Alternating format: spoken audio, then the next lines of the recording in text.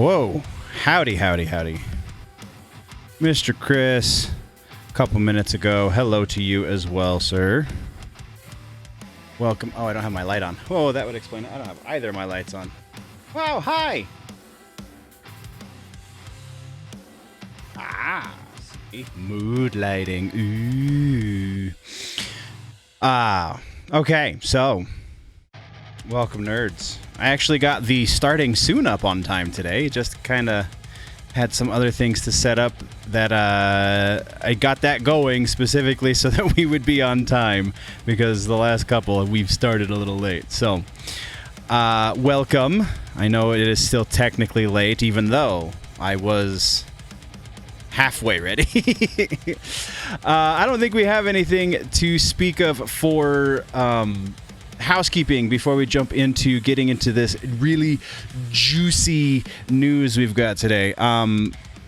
There is next week a minor scheduling thing because I'm going snowboarding, so that's gonna kind of cause a couple of ripples. I think that is our only real issue for the next week. I will keep you posted for more. And yeah, let's make sure I've got the news up before we switch to it, because I don't want to switch to a blank screen. And then, actually, since we're in housekeeping, might watch the new Scream movie next week. Sweet. I was just going to ask you about that, Chris. I've heard actually quite good things. I haven't read any reviews yet, but I hear it's at least not as bad as, say, Scream 4, so that's saying something. So yeah, I was wondering if you had already seen it, but apparently you have not. So, did you catch the most recent episode of the regular show for Weekend Nerddom? We're talking about the possibility, because it was a rumor, that Scream 7 is going to be happening. Apparently they are in pre-production for it, according to the rumor. So did you check that out, sir? And as I wait for the delay to catch up, I think we're going to switch over to the news. If I can remember which scene that is supposed to be. There we go. Pow. I think the oh no, I guess we're all right. I'm going to bring it down just a scotch. All right. So, first thing in the news. Recasting. We've been keeping tabs on this Daredevil situation, so let's get into that real quick. And then I don't understand the situation with how YouTube monitors chat, because it says there's nobody in chat right now, and I know there are, so I don't understand it.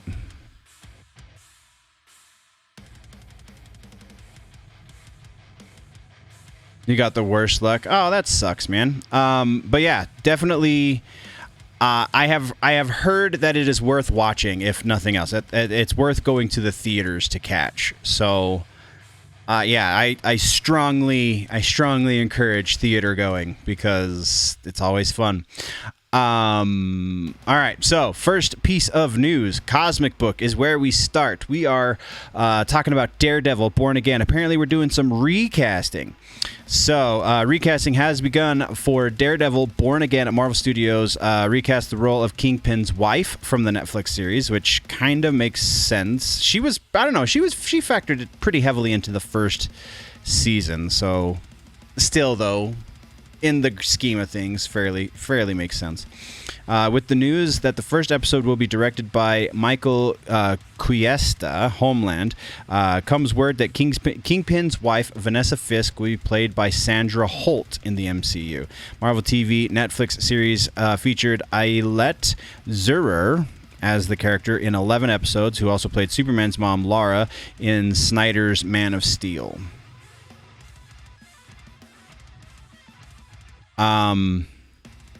Sandra Holt casting was actually first announced back in November, but the role wasn't known. So that with Daredevil Born Again now filming in New York, Hollywood Reporter reports Sandra Holt is playing Vanessa Fisk. November casting also saw the news of Margareta Levieva, I think is how that is pronounced. Margarita joining the cast, and Michael Gandolfini. Oh, interesting. That would be a very interesting choice for Froggy. Also previously announced as joining the cast with both of their roles unknown. So I think they're insinuating that that's Froggy, and again, I can't think of her character name. Karen Page. There we go. Thank you. Foggy. I keep saying Froggy. I meant to say Foggy. Recently, it was announced that John Barenthal will be back as Punisher, which also comes with the news that Deborah Ann Woll and Eldon Henson won't be back as their respective characters, Karen Page and Foggy Nelson, from the Netflix series. So now, with the news that a character has been recast from the Netflix show, that might mean Kevin Feige and Marvel might actually recast the roles of both Karen Page and Foggy. Something fans are worried about, as both actors have been a staple of the Netflix series. Yeah, staple, I think, is what they meant to say. It's hard to imagine Daredevil without Karen and Foggy, so either Feige is going to recast them, or maybe Deborah Ann Woll and Eldon Henson will appear sometime down the road, as Born Again is 18 episodes. Oh, I didn't know that. I did not remember that from previous reporting. So, the implication with that is actually quite cool, because that's almost like a proper series from the days of the TV past. Used to be a season ran for 20 to 25 episodes per season. A show ran for 20 to 25 episodes per season. With the, quote, golden age of TV that we've been in, that has been significantly shortened. I think Supernatural was one of the last series that actually ran with a traditional length season for every season. Even season 15 for Supernatural was, I think it was actually, that one was 18 episodes.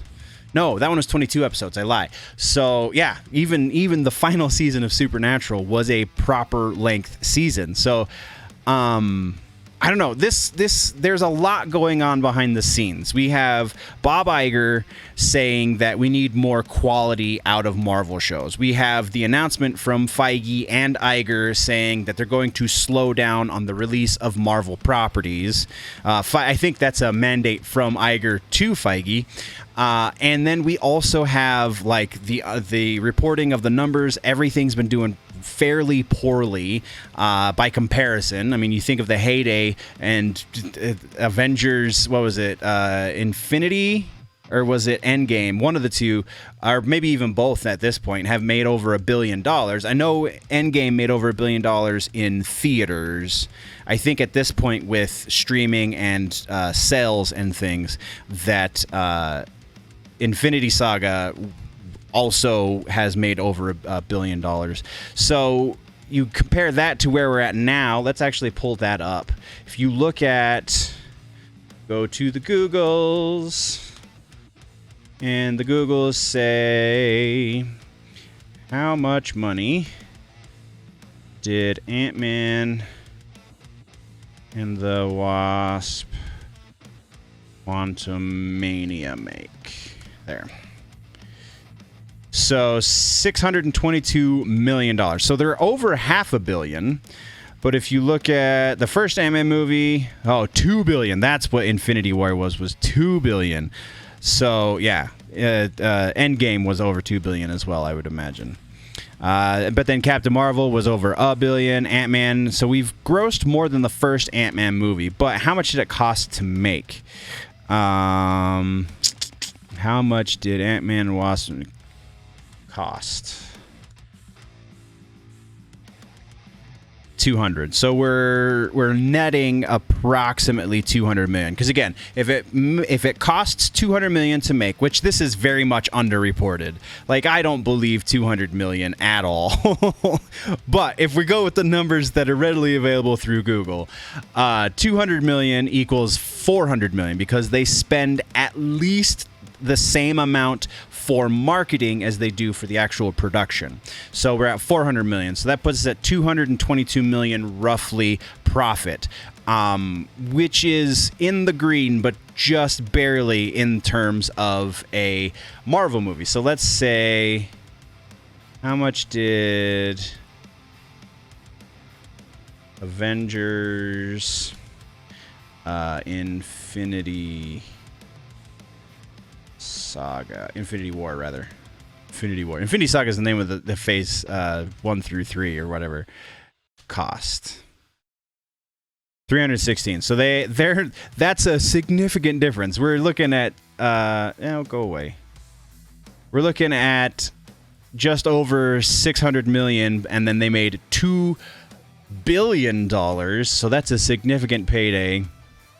Everything else kind of pales in comparison. So if those are our numbers, it's reasonable to believe that yes, they are kind of panicking that they're only returning a $200 million paycheck when before they were returning over $1 billion paycheck. So trying to keep things in the green, I think, is the more reasonable way to look at this. They're not scrambling because they're not making money. It's Disney.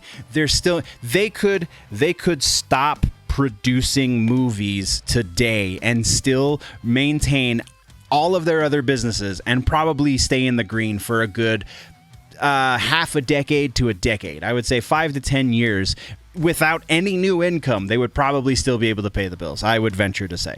So to say that a $200 million return is them scrambling to make things better, yes, I think there is a little bit of a scramble to maintain income, but it's not because they're losing money by any stretch.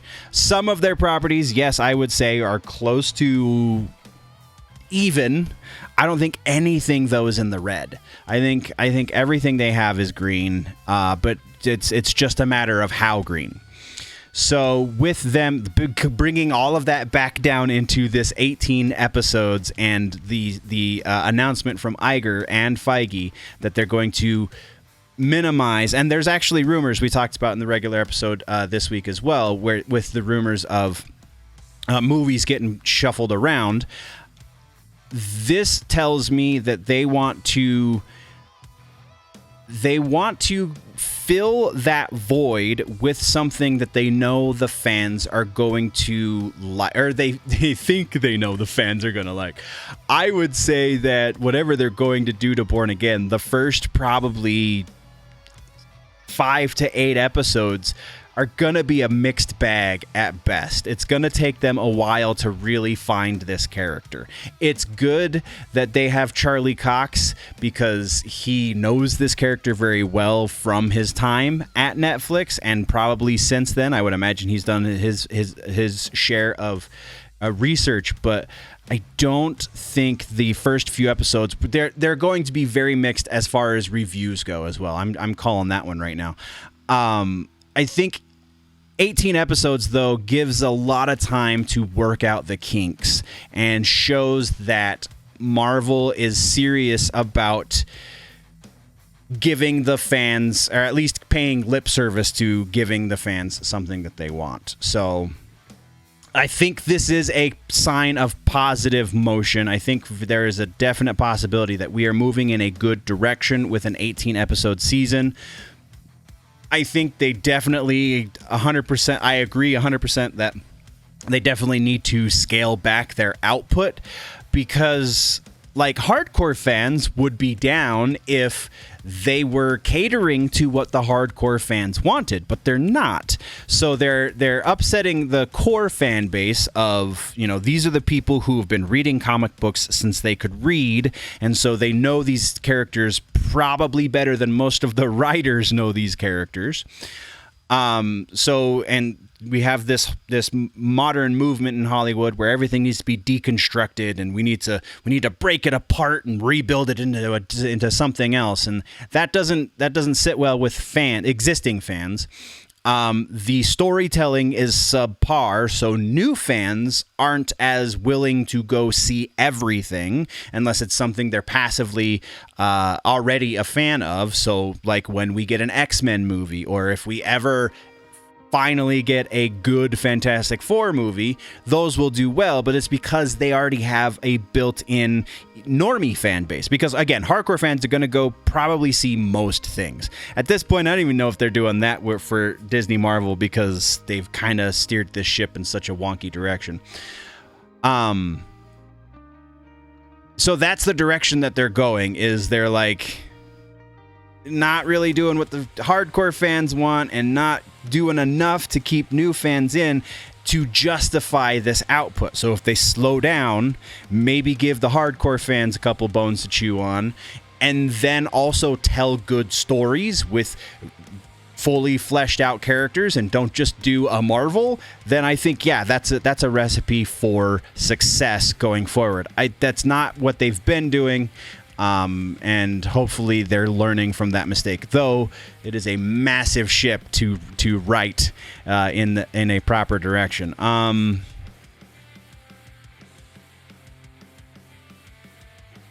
Moving right along.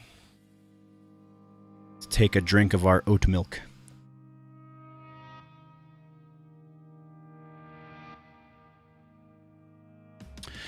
Fans approve of Chris Pratt. All right, so we're gonna make an attempt just because I'm curious. So new clip for Happy Mario Day, by the way. Today is March 10th, aka Mario Day. So they released a new clip today of Chris Pratt voicing Mario. Let's see if we can find it. Illumination CEO found. All right, so let's just read the whole article, shall we?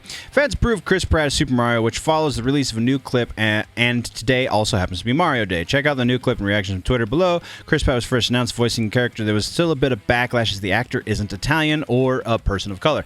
Irrelevant. The guy who voices him for the game is also not Italian nor a person of color. So, yeah. Illumination founder CEO response. Illumination founder and CEO Chris Meledandr actually previously responded to the criticism. We are collaborating with Chris and his experienced team to not just create a character licensed film, but a new piece of entertainment which brings Super Mario Bros. To life on the screen. Why can't you just use the guy who's already voicing him in the games? Don't understand. And allows everyone to enjoy whether or not they know about the game. Meledandri. Oh, hey, look, they left the I off up here. Anyway, Meledandri said during the Cine Europe convention last year. Yes, we covered this. I don't remember that quote, but we definitely covered this. When people hear Chris Pratt's performance, criticism will evaporate. Maybe not entirely.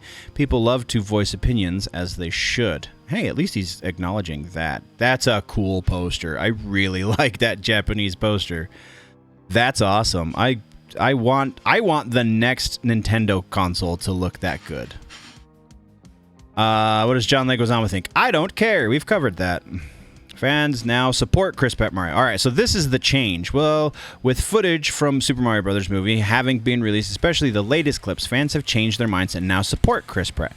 I'd like to issue an apology to Chris Pratt on behalf of all Nintendo fans. We were wrong. We were also very wrong about you. Okay, where's the clip? Let's play the dang clip. Oh, is it an Instagram clip? By Chris Pratt. Will it open? I think it'll open. Nope, that is a picture. Jack Black is always a win. Should we go look? Let's, I don't know if I can do that. Let's take a... Mario posters are amazing. Oh my god, dude. How sick is this? Let's go back to that Mario poster since you made that comment a moment ago. So this is one, I'm not as impressed with this one because it's cool, but whatever. This one though, look at that.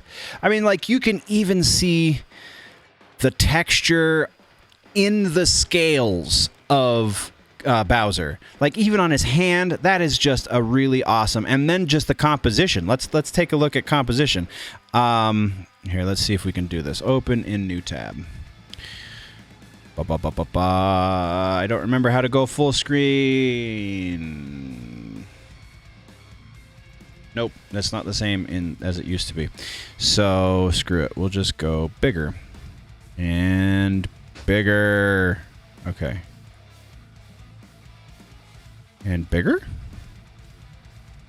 Yeah. All right. So we're starting to fuzz out because it is a digital image, but we can still get a little bit better. Like all of the Koopa, the flying Koopas, Rainbow Road in the background.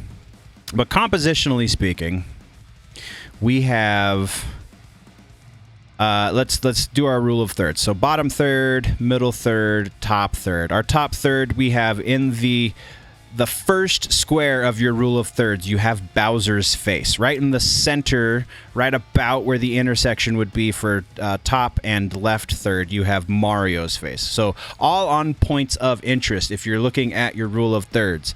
DK is just outside of that intersection line.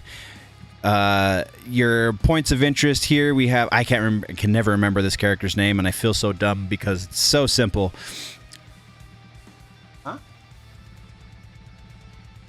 And so you have the wizard dude, again, can't think of his name, and then Toad on the other intersections on your bottom. So, like, you've got something going on at all of your major intersections, save for this one. But even that, you've got Rainbow Road over here to occupy your eyeball. And the awesomeness that is this render of Bowser. Like, how cool does he look?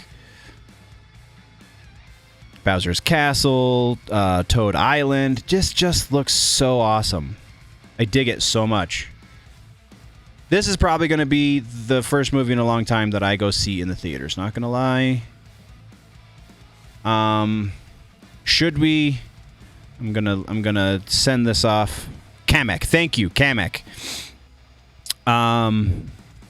Avengers Endgame is now Super Smash Brothers movie. Now there will be a Mario universe, like a Mario type multi. Yeah, that, I mean, I'm okay with that if they legitimately lean into it. I know they're going to do a Donkey Kong movie that's already in development, but beyond that, there's no like official word what else is going to happen. Very probably they will do a sequel to the Mario movie, but anything other than that is really like grasping at straws kind of speculation. Being Super Mario Galaxy, I have not actually heard that, so that would be interesting. No, actually, I did hear a rumor that Super Mario Galaxy. We didn't talk about it in the show though. Super Mario Galaxy being the subject of a potential sequel. Yes, I did hear that actually. I can't remember which rumor monger it was selling it, but I definitely heard it. Avengers Endgame is now Super Smash Brothers movie. That's funny. I like that. All right, so Kamek is the name. Should we go try and look up the trailer, Chris? Is that something that should be done? I think maybe. We'll pull up YouTube. YouTube. Super Mario movie. One day ago. Final trailer. No, it's Universal. They will probably strike us. Universal UK.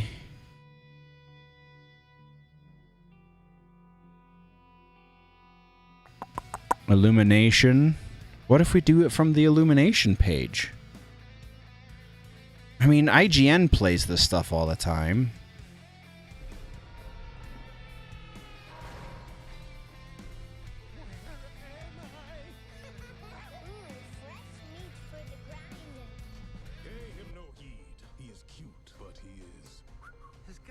Hey, that's Kari Payton.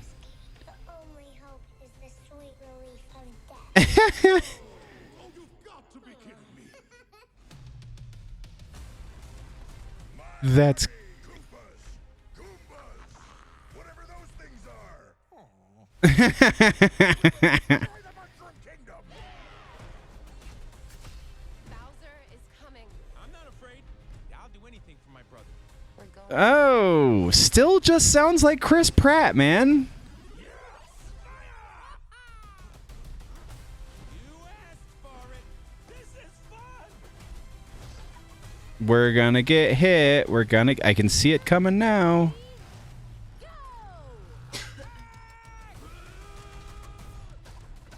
Let's end this. Rainbow Road, of course. That's so awesome.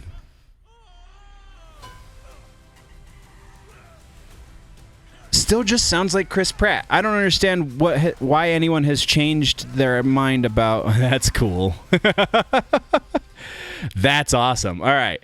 So still just sounds like Chris Pratt, though. It's just Chris Pratt doing Chris Pratt with an occasional Mario noise from time to time. Like he does the wah-ha! But otherwise, it's Chris Pratt's talking voice. So I don't know why people have changed their mind, but okay, sure. To address the comment you just made, Chris, if they're planning on doing an MCU type thing for Mario movies, that might be cool, but I'm just not sure how they'll pull it off. I don't know if they would do like a multiverse thing necessarily, because I don't know if there is a multiverse story to be told with Mario, but I do think that they could pull off an MCU type thing in that each of their individual properties that exists together, like Mario, Donkey Kong, Yoshi, etc., could Princess Peach could have her own movie. You could have like a Koopa Kid get his own movie and be an anti-hero, and you could have the whole story of where the hell Daisy comes from and why that's a thing could be a whole movie unto itself. So like, yeah, there's a lot of stuff there. And then eventually there've been a lot of rumors about some sort of Zelda or Link property. Hold that thought.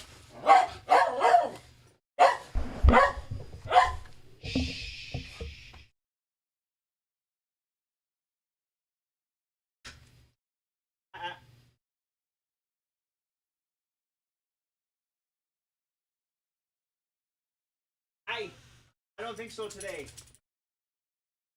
Thank you.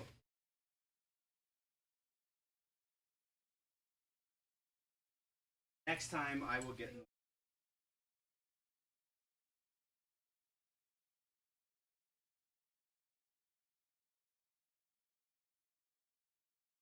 That was a fluke. I don't think it's gonna be a regular thing. Okay, sorry. Tamale guy knocking at the door. Let's push play on the music again. Okay. So an MCU type thing of multiple IPs linking together. Yeah, I totally think. And then have some sort of, like, I can totally see a title sequence for a movie called Smash, where everything comes together. But we were talking about Zelda. There have been a number of rumors for a while. It was a series that was supposedly going to potentially go to Netflix. And then I think it got rumored to be going over to Amazon. Smash Brothers considering being characters from different Nintendo games. Yeah, totally. Could be like an Avengers Endgame thing. I think it would be more in line with the roster of the Nintendo 64 Smash, the very first Smash Brothers. But yeah, totally a possibility. They would do a movie or two for all of the big properties. Nintendo, Zelda, which would be Zelda and Link, and then you have Donkey Kong, and then you have Mario. Oh, as I hit the microphone, sorry. Mario, and then you could do a Yoshi, and then you could do, any number of these characters. I don't know if there would ever be like an F-Zero. I don't know if they would ever expand that far out to get Captain Falcon in the game. Star Fox, though, I could totally see getting his own movie. That would be, honestly, I would be very surprised if the Illumination animation universe for Nintendo, if that does expand, then probably within the first 5 movies, I would be very surprised if we did not see a Star Fox movie. So I think it's totally viable. I think that's a really cool thought, actually. Let's continue on with the news, though. We got to get to those headlines that we teased in the headline of the video. Superman Across the Spider-Verse shows off new clip, Air Jordans and images. No thanks. Transformers Rise of the Beast character posters teases Optimus Prime, Primal, and Mirage. James Gunn directing Superman Legacy. We kind of already knew that. Yeah. All right. So Let's get into this real quick because I called it. Apparently 65, the new movie with Adam Driver, tanks. So Scream 6 is doing really well. Opens at a franchise best 5.7 million over last year's 3.5 million for Scream 5. Even beat Creed 3's Thursday. Oh wow, that's cool. It went to open up over 58 million this week. That's cool. Scream 6 estimated to open 35 million this weekend. Another franchise best. That's awesome. Scream 6 tomato meter about a high. Goodness. Rotten Tomatoes 78 from reviewers, which that's about right, but a 93% audience score. That's pretty impressive, not gonna lie. When we got the Super Bowl trailer, when I did the real quick rundown of the Super Bowl trailers and the episode that followed the Super Bowl, I said 65 is going to bomb, and yes, it looks like that's what's happening. Different story for a new Adam Driver sci-fi movie, 65, which comes from the writers of, I believe, Deadpool. Produced by Sam Raimi, directed by Scott Beck and Brian Woods. Had never even heard of this movie until last week. It's because you're not paying attention. Russo. Synopsis. Yeah, that means dinosaurs, blah, blah, blah. Here we go. 28 from critics, 58 from the audience. Blah. Not good at all. Oh no. Another delay for Suicide Squad, for the Suicide Squad game. This is a rumor, though, so not official. The news of a May 26th release date, but according to reporter for Bloomberg, the game has been delayed yet again due to the fan response. News: Warner Brothers and Rocksteady have delayed Suicide Squad Kill the Justice League once again from May to later this year, according to a person familiar. The showcase of the game during a PlayStation stream last month was poorly received by fans. I don't know why it would have been, for what it's worth, a delay like this, mainly polish. Yeah, blah, blah, blah, blah. Moving along, Fantastic Four director rumored on Silver Surfer and Vision Quest.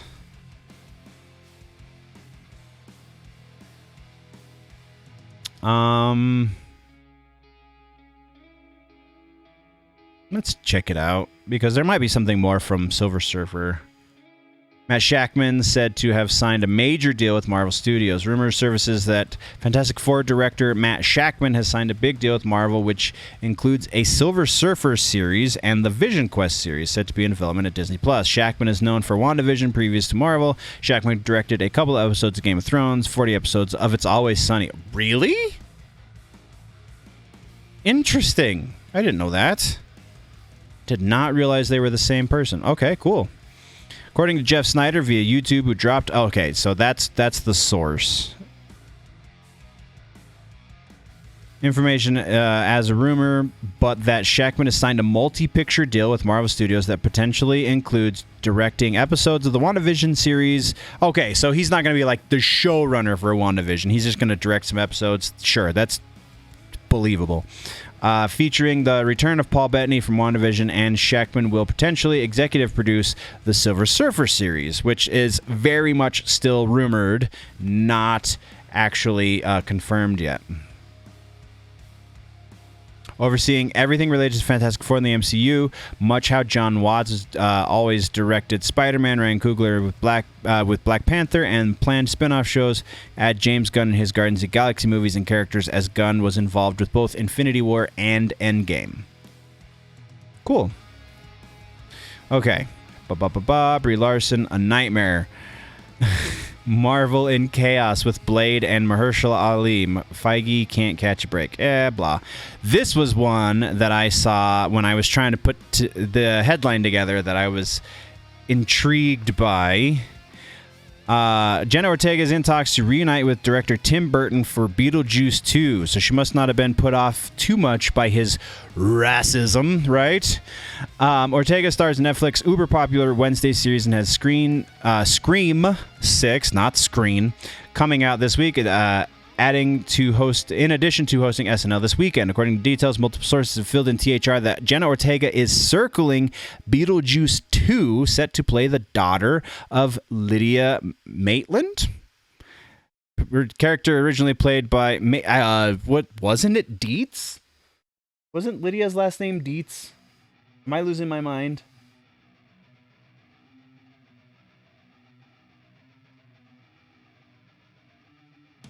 Really?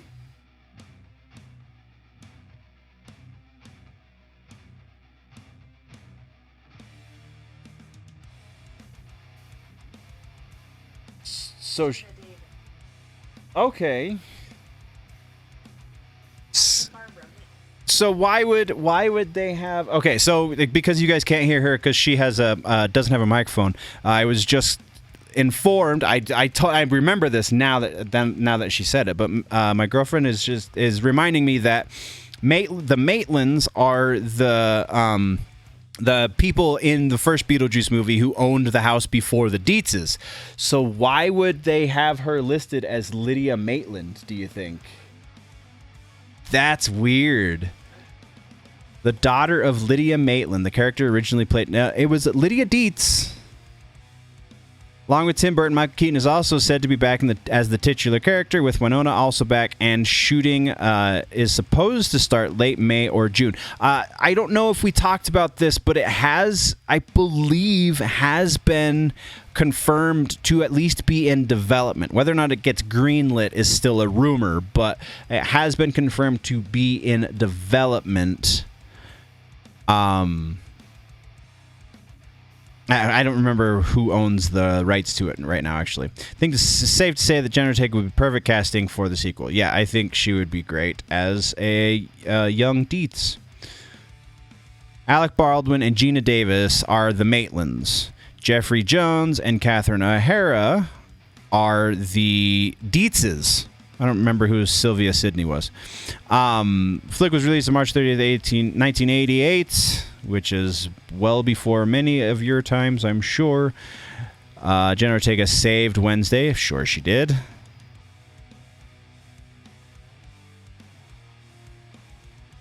I don't think the rest of this is relevant. Yeah, no, not at all. So that's really cool. Super Mario Bros. Movie releases final trailer. Marvel's What If introduces somebody I don't care about. Marvel and Star Wars are getting a careful look, says Bob Iger. We'll get this, and then we're into the proper headlines. So, yeah, that doesn't make any sense that they would have her as Lydia Maitland. You don't think so?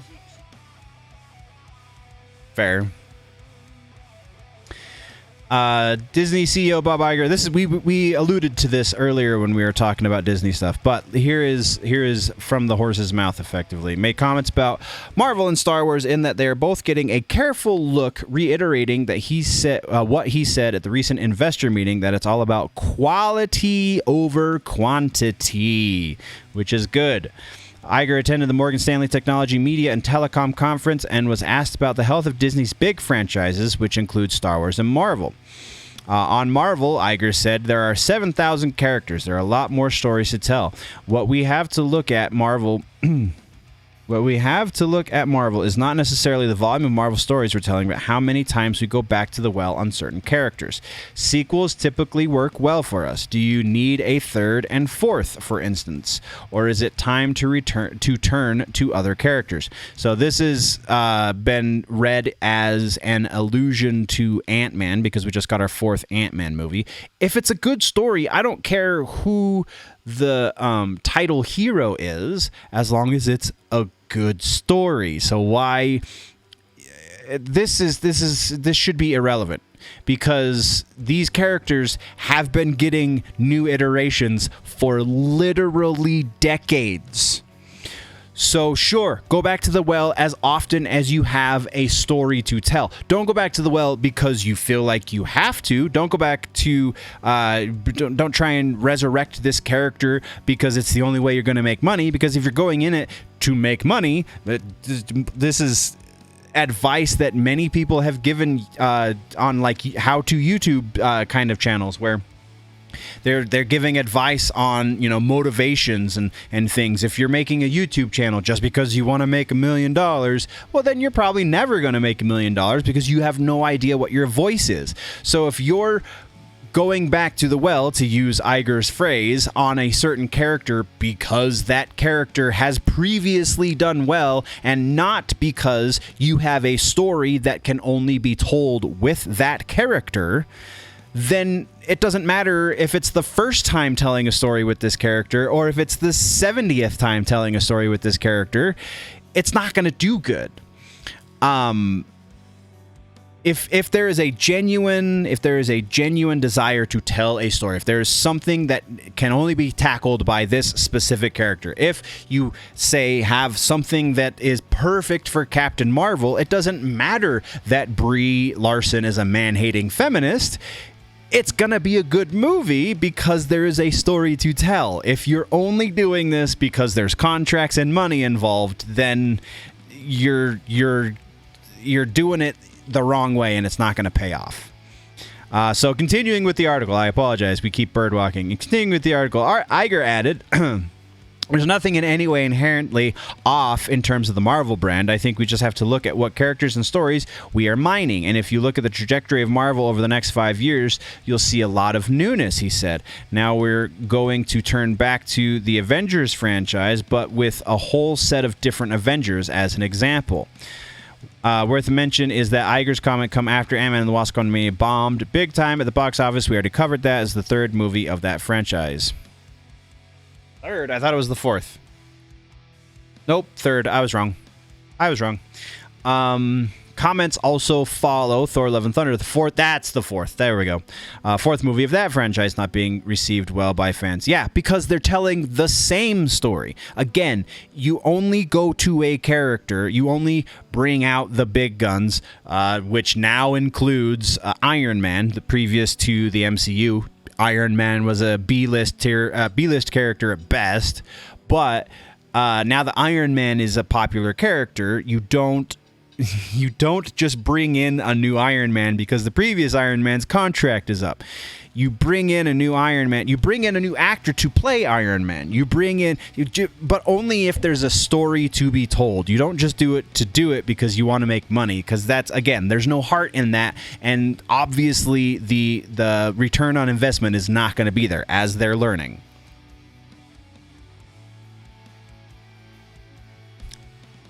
Really dumb. Okay. Bob Iger is wrong. Oh, hey, let's get into this. However, what Iger says about the quantity being a problem, as well as not being third or fourth movies about a character, is 100% wrong. Oh, please agree with me. The problem is not the quantity of characters. It's the quality. It's not the quantity that's causing the problem. Yes, you can, because again, we have... my brain keeps going back to Batman, so I'm just going to use Batman as an example because he's my favorite superhero. Well, him and Wolverine, but that's a little cliche. But I keep coming back to Batman because I'm the most familiar with Batman. Even though we're talking Marvel, this just replace Batman with any Marvel superhero. Batman has been in print solidly since the 50s. I'm drawing a blank as to exactly when we had the Bill Finger and such created him, but either way, he has had at least one book in print since his inception. Right now, he has multiple books that you have the Batman mainline, you have Detective Comics, and then you have all of the books that have spawned from that. There's the Bat and the Cat book that's going on that Tom King's doing. And then, like, you could literally count all of the Bat family as Batman books as well. So you have Batgirl is still getting her own books. You have the Outsiders books. You have the Red Hood. You have all of these Batman-related properties that don't work without Batman. Like, yeah, so you can have quantity. There is a fair argument to be made about modern Batman stories that they're not great, but that kind of reiterates the point I'm making, is if you don't have a story that is worth telling, then don't use that character. Let's continue with the article because I'm just going to keep making the same point. Feige's approach to Phase 4 has been horrible, just like I said, the author said it would be years ago. The fact is, Marvel writing has been just atrocious. For some reason, Feige hired a bunch of comedy writers to pen new MCU projects. And a Marvel producer has even gone so far as to say he doesn't hire people who read comics. Can you believe it? Bob, this isn't a quantity problem, it's a quality problem. Quite frankly, the writing sucks, and Feige's approach of replacing original characters like the crappy comics did with the Marvel Now initiative sucks. And when you do that and change everything about the characters, the writing suffers and sucks as well. What does Iger say about Star Wars? Effectively the same thing, so we're just going to move on.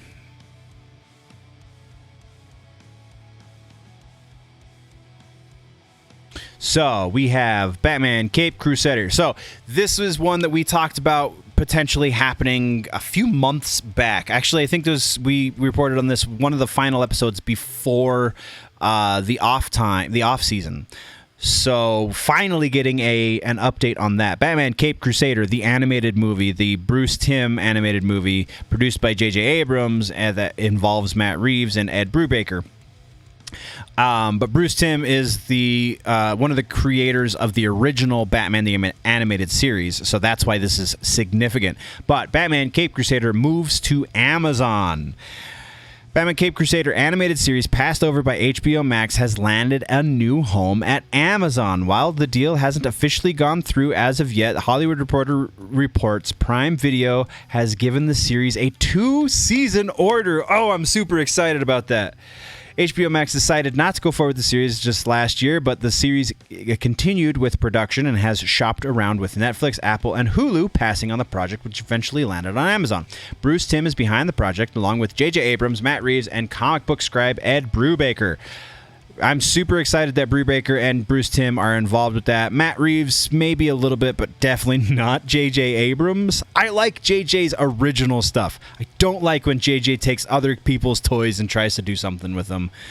Executive producer Bruce Timm, J.J. Abrams, and Matt Reeves said, at the time of the first announcement, we were beyond excited to be working together to bring this character back to tell engrossing new stories in Gotham City. The series will be thrilling, cinematic, and evocative of Batman's noir roots, while diving deeper into the psychology of these iconic characters. We cannot wait to share this news with this new world. Brubaker said when his involvement was announced last year, "There's something few people know, but the original Batman the Animated Series was one of the things that made me want to write superhero comics in general because it was amazing." And Batman in particular. Brubaker told Hollywood Reporter in a statement, "If not for what Bruce Timm and all the talented writers and artists did at that show, things like my revamp of Catwoman with Darwin Cook, who worked on BTAS, I should know what that is, but I'm drawing a blank, and Gotham Central with Greg Rucka and Michael Clark would never have happened. So when Bruce Timm offered me a chance to come work on his new reimagining of Batman with him, James Tucker, J.J. Abrams, and Matt Reeves, I jumped at it." This is the artwork that they have created. Very reminiscent. The font, the typeface here, very reminiscent of the original animated series typeface, which is great. That's all we got. That's new, though. Super, super excited about that guy. John Barenthal teases Punisher return on TikTok and Instagram. Gotham Knights Dead Batman bombs on Rotten Tomatoes. Of course, I didn't even realize, honestly, that this was already starting to air. New on the coming to CW. Oh, it hasn't started to air yet. Okay. Where Batman is Dead doesn't look to be starting off well. The show is bombing on Rotten Tomatoes with the first batch of reviews. Series teases when Batman falls, who will rise, and Powder Keg ignites Gotham City with the Dark Knight without the Dark Knight to protect it. I don't care. Here we go. So 40%. Oof. Gotham Knight is a half-decent DC Universe story with unfortunately couched in teen melodrama and color grading more irritating than atmospheric. Oh, that sucks. From Screen Rant. CBR says, CW's latest superhero series Gotham tries to boldly reinvent the Batman mythos only to be restrained by reheated teen drama. With its heart caught between a daytime soap and a gritty superhero drama, the series never feels as potent or as focused as it could, according to Slant. Mama's Geekly. It takes a little while to find its footing, but once it does, DC fans will be happy with the outcome. Oof, I don't know if they know what they're talking about. Comicbook.com says, while it struggles just a bit to get out the gate, once it does, it delivers an interesting approach to a Gotham-centered Batman-adjacent story that's got just enough mystery, enough comic book DNA to make it an intriguing watch. I don't know if I will ever... So CBR, I generally don't trust their opinions, but very rarely do I trust the... Even more rarely than CBR do I trust comicbook.com. So, yeah, probably not going to be watching that one. Okay.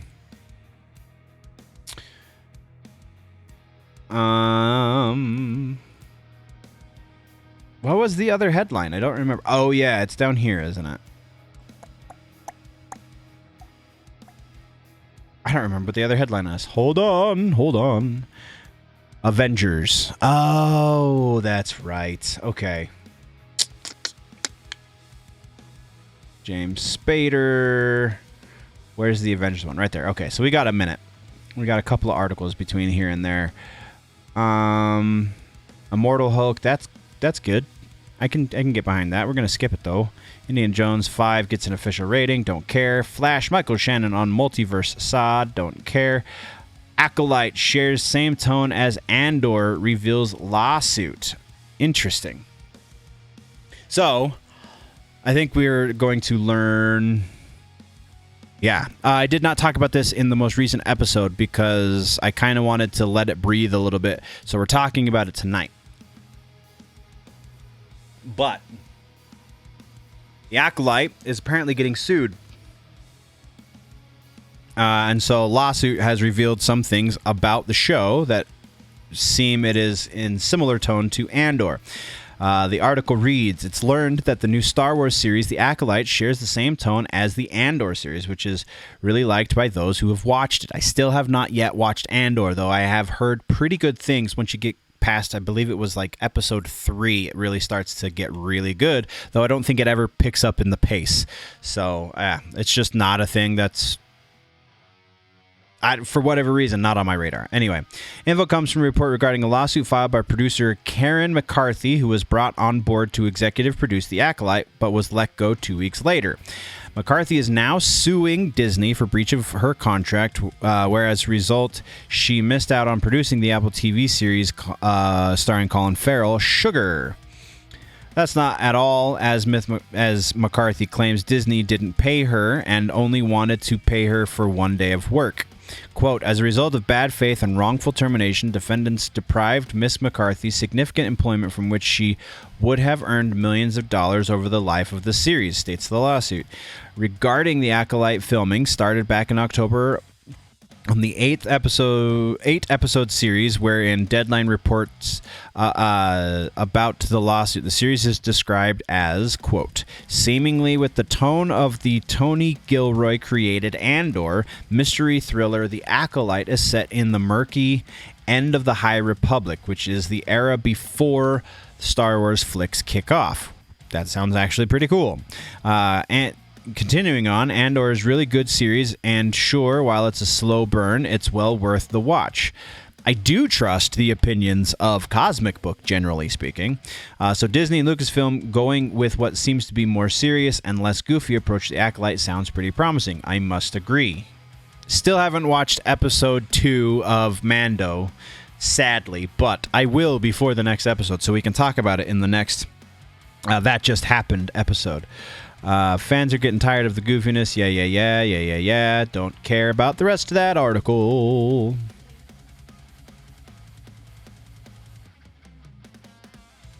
Oh, yeah. Yikes.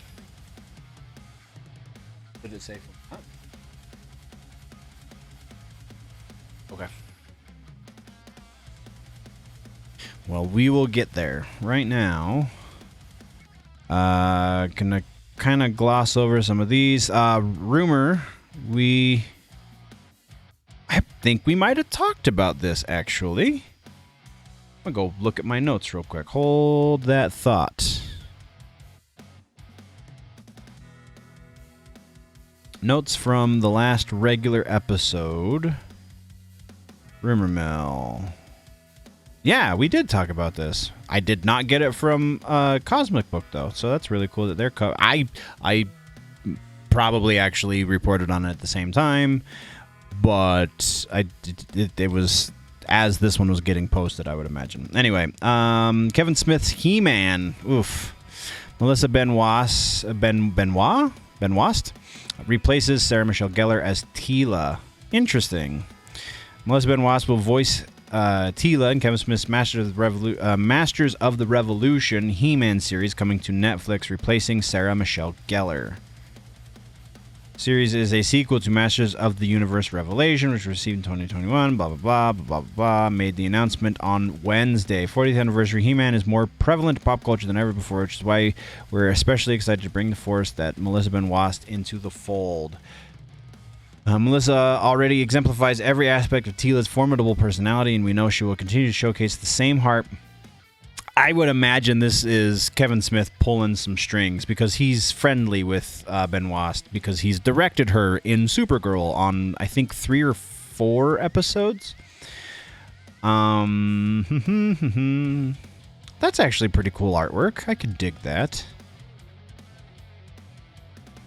What is Revolution about? This we have not talked about because this is all new to me. So let's read this bit. Masters of the Universe Revelation will be... What?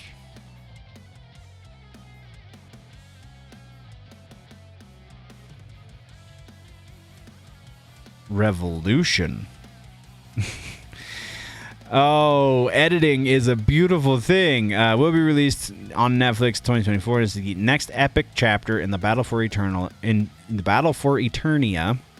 It is a standalone story that takes place after the events of Revelation.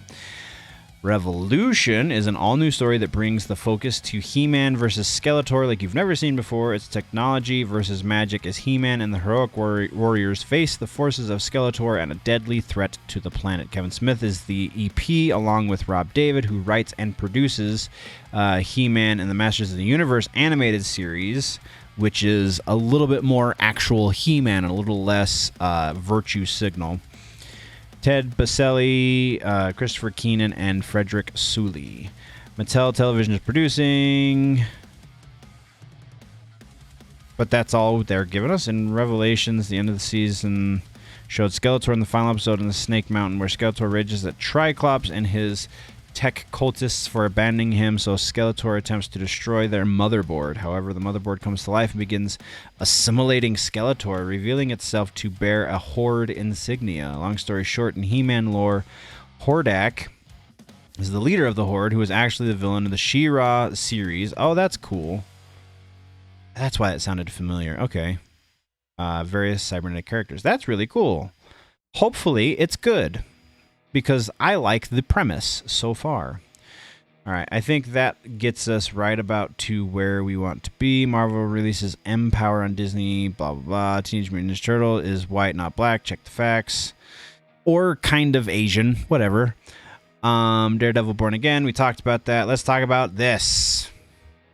Nomad series. There we go. That's what I was trying to remember when I was writing the description for this episode. Kevin Feige's bringing back big guns to bolster the fading MCU. Time travel involved. The article reads... Let's check chat before I... Oops, I'm in the wrong window. Ba-ba-ba. Okay. Chat is still good. The article reads... Rumors... Oops, I did not mean to click that. Rumors offer the Avengers are reuniting as Scarlett Johansson, Chris Evans, and Robert Downey Jr. are said to be returning to Marvel for the Nomad Disney Plus series. Word first surfaced last month that RDJ would be back as at Marvel as Iron Man in a Nomad series, now in a self-proclaimed scooper. Oh, now a self-proclaimed scooper on Twitter is stating Scarlett Johansson will be back as Black Widow and Chris Evans will play Captain America. In the comics, Steve Rogers becomes Nomad after abandoning Captain America costume and title. How the show is going to relate to the MCU, it is said the series will follow Captain America becoming Nomad after finding out that the president is part of a villainous secret empire, which might explain why we're going to Secret Wars. Very interesting. I don't think this is legit, though. I really don't think this is legit because we've heard explicitly that Robert Downey Jr. is not coming back to the MCU. Could we potentially see Chris Evans and maybe Scarlett Johansson? I'm pretty sure Scarlett Johansson has said in no uncertain terms that she won't be returning to the MCU. So the only potential for this rumor to be legit is on the Chris Evans portion of it. And I mean, that would be cool to see, because the Nomad series is still very much rumored in and of itself. So this sounds very much like grasping at straws. In the comics, Secret Empire is the storyline that deals with Hydra taking over the United States, with an alternate reality version of Cap also revealed to be a Hydra agent. That's the Hell Hydra panel that kind of went viral. In the MCU, Kevin Feige has confirmed Harrison Ford, Thaddeus Ross is the President of the United States, Captain America, New World Order, and Thunderbolts. What do the rumors say about Nomad? The rumor has it that Nomad series, we talked about the Nomad series being rumored, follows Captain America as he time travels to return to the Infinity Stones to their rightful timeline. So that would be where Chris Evans comes in. So that seems how Scarlett Johansson will return as Black Widow. For Robert Downey Jr., the Twitter rumor claims Downey Jr. will be a variant from the multiverse. Interestingly enough, rumors for the Avengers Endgame had Robert Downey Jr. playing a variant as well as Kang the Conqueror. Yeah. Nomad also sounds like it'll be released prior to Secret Wars. Yes, it would have to be if it's going to deal with the Secret Empire. Would be featured in the multiversal variant of Iron Man, blah, blah, blah, blah. Yes. The producer on Ant-Man and Wasp Quantumania did just shoot down the notion Robert... Yeah, exactly. It just could be spin. Sure, it could be. I don't think it is. There's no reason to think that any of these guys are coming back, honestly. Save for possibly Chris Evans. But even then, I don't think that's going to happen. Okay, so we have just a moment.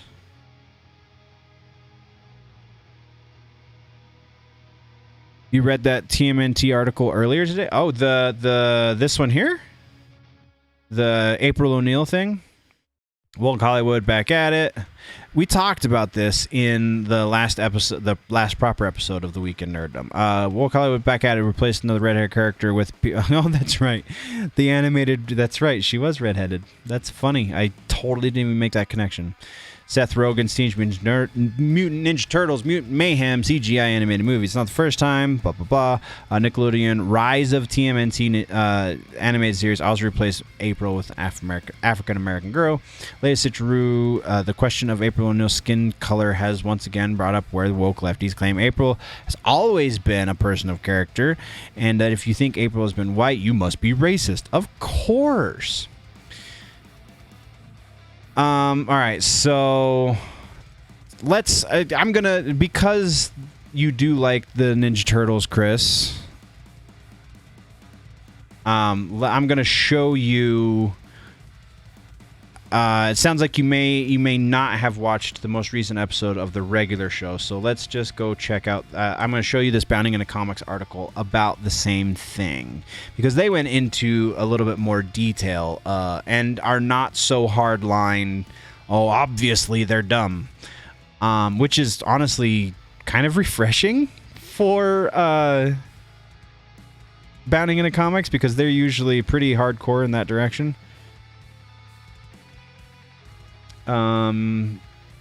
Seth Rogen says that if media critics knew how much negative criticism hurt the people that made the things, they would second guess the way they write. Oh, grow a backbone.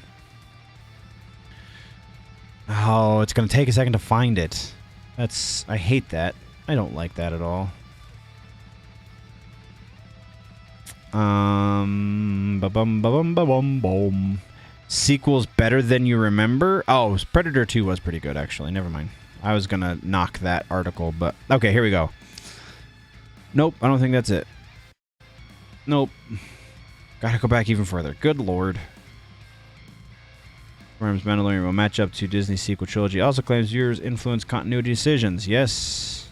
That's a good thing. Are we... Did we go back too far? Here we go. Here we go. Yep, this is the piece. So, bounding into comics goes into much better detail. Blah, blah, blah, blah, blah. Come on, meow.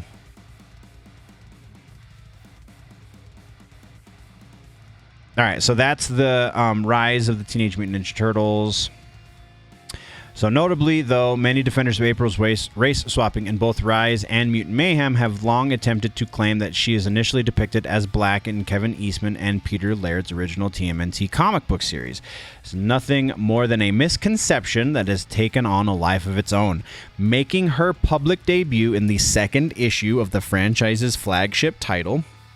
April was originally depicted with straight hair and fairly light complexion, especially compared to that of actual confirmed black character Dr. Baxter Stockman, who was depicted by Laird with an explicitly dark skin tone. So this is April here on the left, that's Baxter on the right. Notice a difference. Then 2 issues later, April would undergo a slight makeover, suddenly deciding to get her hair permed, as was widely popular fashion choice during the 1980s when these books were new. This change, combined with the black and white nature of the book's art, led many to misinterpret the Turtles' longtime friend as a black woman. Understandable considering this art right here, right? However, as the years went on and trends changed, 1989 would ultimately see April return to her original straight hairstyle in the 28th issue, as evidenced right here. Also, note her eye shape. We're going to be coming back to that in a moment. Favorite citation regularly raised by those who believe April was originally intended to be black is Teenage Mutant Ninja Turtles Volume 1, Number 32, Egyptian Adventure. As in the second printing of the issue, she was explicitly depicted as a black woman. Yet what many do not realize is that this issue is not produced by Turtles creators, but rather by underground comic artist Mark Bodie.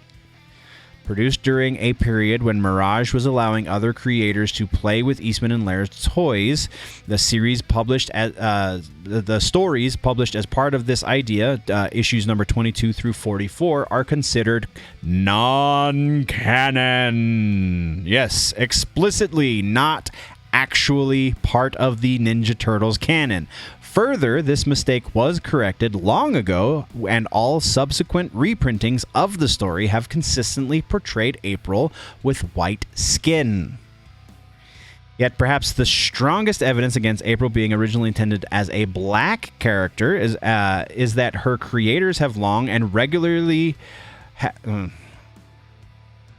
The semantics here are wrong, but her creators long and regularly deny that she was conceived as such. In 2002 series retrospective, Eastman noted that April was, quote, originally created as an Asian character in Pete Laird's notes, but named after an African-American woman who Eastman knew.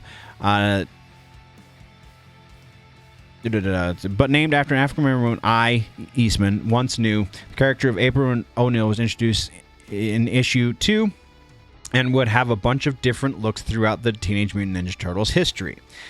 Asked by a fan for clarification, subject 2009, Laird would speculate that the answer of April's race, quote, depends on which co-creator of the Teenage Mutant Ninja Turtles you ask. If you ask me, I always saw April O'Neil as white. Again, this is one of the creators of the character. If you ask Kevin, Eastman, I suspect he would say, as he has in a number of interviews, that she was of mixed race, much like his former girlfriend, then wife, now ex-wife, April. So, if you want to play the race card, then you could make a reasonable argument that April is Asian, of some sort of potential, and you're not supposed to say Oriental, but Oriental descent. Eastern Asian, I guess, is probably the proper term anymore. 2013, after once again being approached about the topic in his personal blog, Laird would reaffirm that he, quote, has always imagined her as white and very likely of Irish, Scottish, English ancestry. Kevin may have had a different view, and I can't speak for him, but that's the way I always saw her, he explained. As for the coloring of her skin on the color reprints of the Mirage comics, referring to the discussion surrounding issue number 32, Kevin always had a lot more input on that end of the business than I did. In fact, I'm pretty sure he did the colors of the initial reprint from the first comics. The one in the graphic novel made make of that what you will. So again, here is Kevin Eastman art with a potentially Asian coloring to the skin, but definitely not black. The perm is an 80s thing. Ultimately, the two appear to be entirely unsure of just what exact inspirations the other looked to when creating April. It seems that both agree that she was a white character whose name and appearance took some cues from Eastman's late first wife, April Fisher. Of course, April's new racial identity comes as no surprise, blah, blah. And then they go on to rip him about race swapping April for... I don't care. I think that's the biggest thing here is as long as they're telling a good story, it doesn't matter what the race of the characters are as long as they get the rest of the character correct. As long as they get the general... attitude and personality of that character correct. If she becomes some sort of like activist, then yeah, that's wrong. That is not the character of April O'Neil. Create a new sidekick character and let April be April. If she is just trying to do good things, if she's trying to help the Turtles, if she's trying to report the news as she sees it without, letting other people dictate how she should be doing that, that's the character of April O'Neil. I think her skin tone is a footnote at best, and that's how it should be. But we have to move over to music real quick.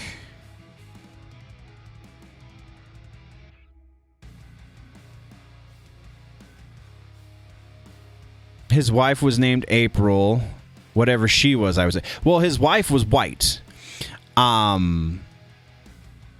But he said explicitly...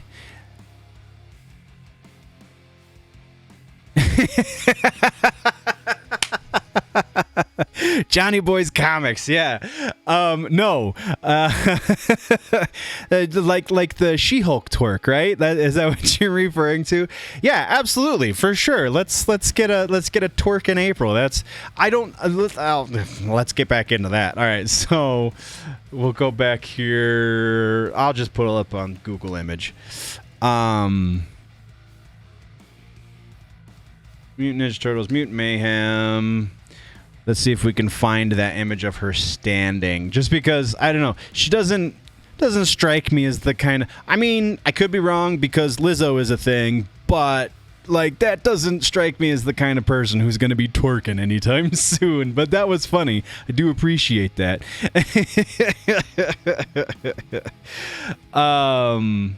Yeah, so...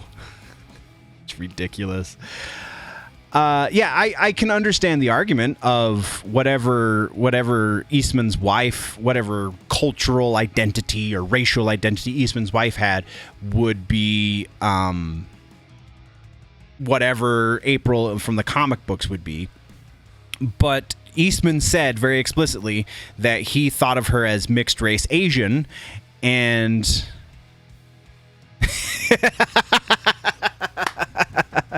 Oh, I mean, she probably knows you better than I do, so... But yeah, so that's a more strong argument to make her Asian, because that's the way Eastman saw her, but Eastman also based her, at least in attitude, on his wife, and his wife was white, so, like, I don't know, it's an irrelevant argument. I think focusing on the color of the skin of the character is going to detract from the story.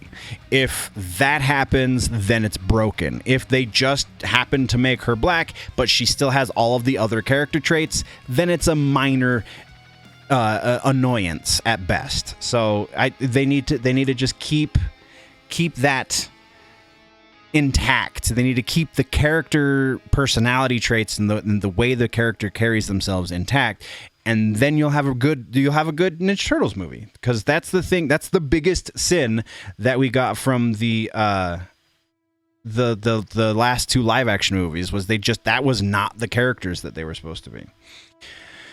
All right, so we're into music.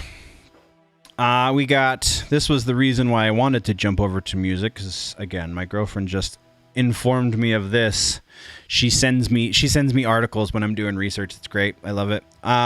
So Dark Angel guitarist Jim Durkin passed at 58. Dark Angel death metal band. I can't remember where they're from, but I'm sure that we'll get into it in the article. Dark Angel guitarist Jim Durkin has passed away at 58 years old. Durkin played Dark Angel between 83 and 89 and was in the band once again between 2013 and present day. Durkin performed on Dark Angel's albums We Have Arrived in 85, Darkness Descends in 86, and Leave Scars in 89. Durkin's death was reported by his wife Annie. We wish Durkin's friends, family, broken and heavy heart, want to share that the love of my life and my best friend and husband, Jimmy, passed away Wednesday morning, wrote Annie. He was not alone, and I was with him along with a few close friends until the end. He will be truly missed, and no one can ever replace the love I have for him. May he ever rest in peace. Ever thine, ever mine, ever ours, my immortal beloved. I will see you again. That sucks, but does it tell us how he passed? Thank you, fans, the loyal support, privacy. Yeah, they're not going to say exactly what it was that took him. That's unfortunate.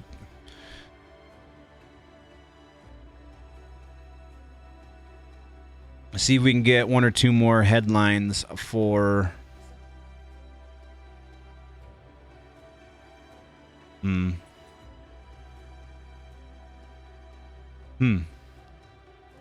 Oh, our artillery drummer Joshua Madsen dies after getting hit by a bus. Oh, yikes.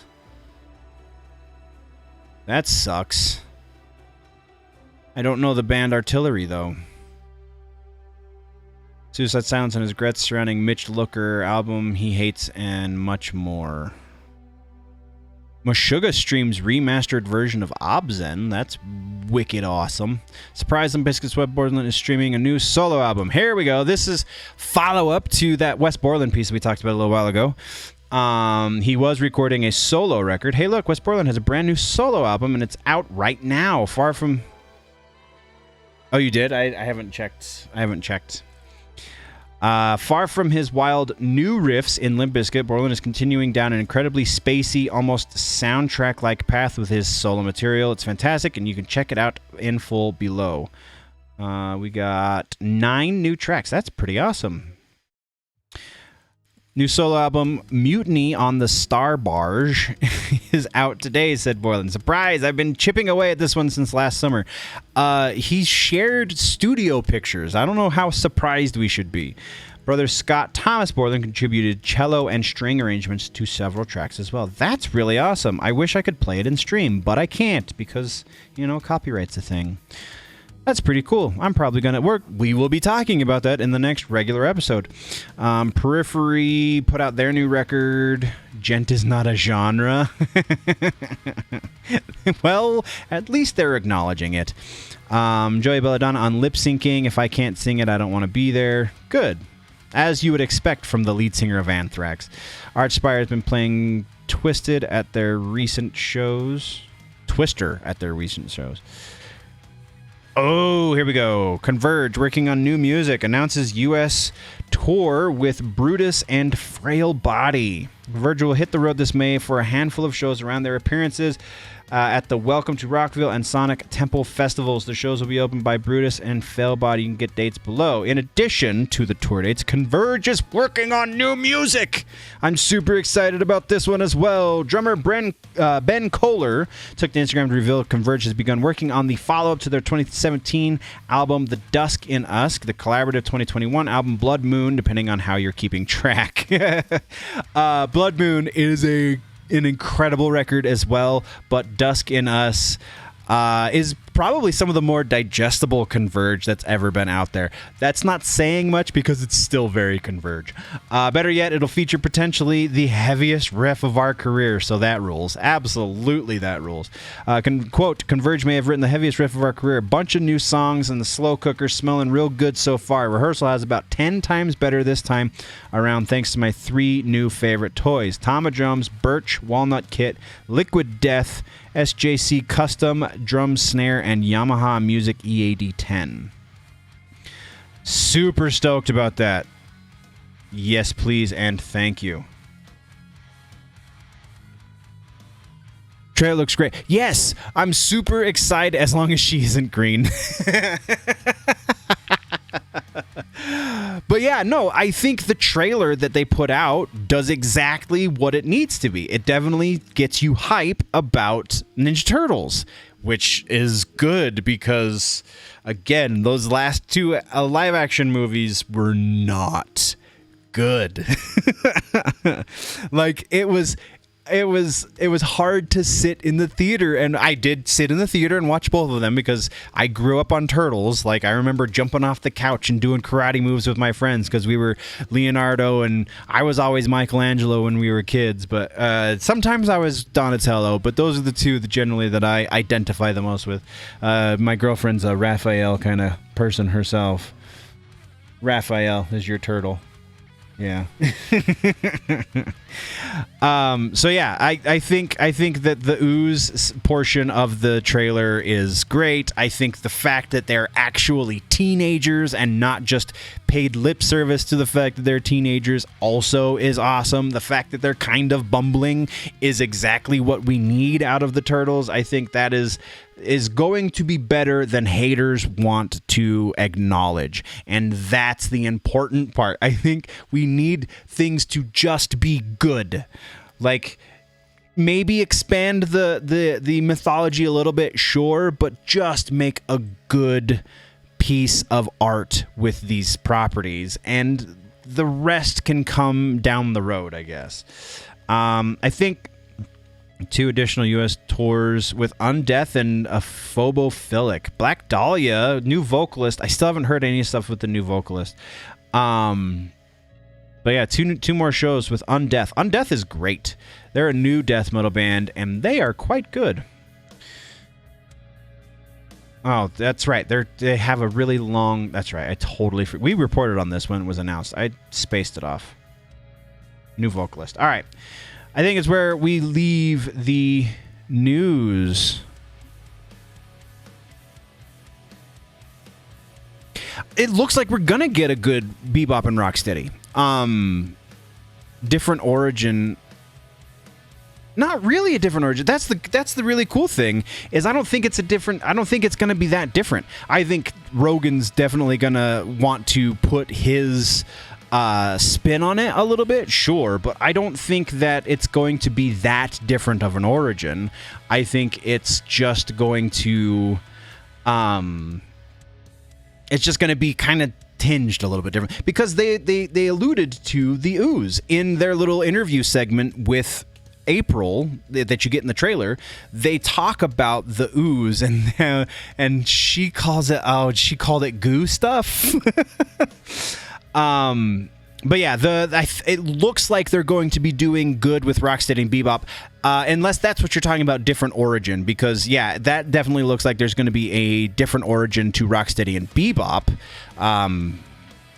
But I don't know how much of the fan base is really married to the origin of Rocksteady and Bebop, because that was effectively where Toka and Razar came from as well, was a similar attempt at recreating Rocksteady and Bebop for the Secret of the Ooze movie. So yeah, I think it's gonna be better again. I think it's gonna be better than Comicsgate types want to admit. Yeah, no, I legit, I think that I'm cool with a different origin for Rocksteady and Bebop, because I don't know, again, how many people are really married to the origin that comes from the animated series.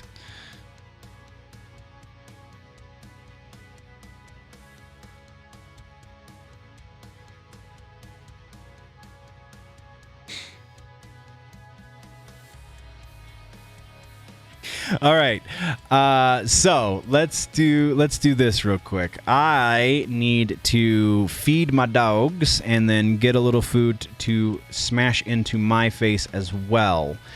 So we are going to. Uh-oh. No, don't do this to me. Okay, I don't know what the heck that just was, but my computer really just freaked out for a second. Let's make sure that everything's kosher. Yes, everything is kosher. Okay, so that puts us to the spot where we are going to take a couple minutes. Again, I got to feed the dogs and take care of a couple of things. Then we will be back for the second half of the show, which is the gaming portion. But we can totally, Johnny Boys, we can totally continue this conversation during the gaming portion. I'm down for that if you're down to stick around for a few minutes. But this is where the news portion ends. So if you are listening in post, or if you are watching in post on one of the syndicated channels, then this is where I leave you. So thank you for joining. We will see you in the next regular episode. Again, there will be a little bit of a scheduling hiccup, so it might go up a little late, but it will still be going up. And then we'll see you on the next live show next Friday. If you, again, are in chat and you want to continue this conversation, give me just a couple of minutes to get some sustenance and give my dogs the same, and we will be back to continue the conversation, because I really love turtles. I've been a Ninja Turtles fan since forever. The very first Halloween I can remember, I think I was Michelangelo, because I had a set of nunchucks back then. So yeah, if you want to stick around and talk turtles, or you just want to talk any nerdy stuff, then by all means do that. But again, any of you watching or listening on syndicated outlets, we will see you on the next one. Before we go, always remember that if it's genuinely nerdy, it's probably here.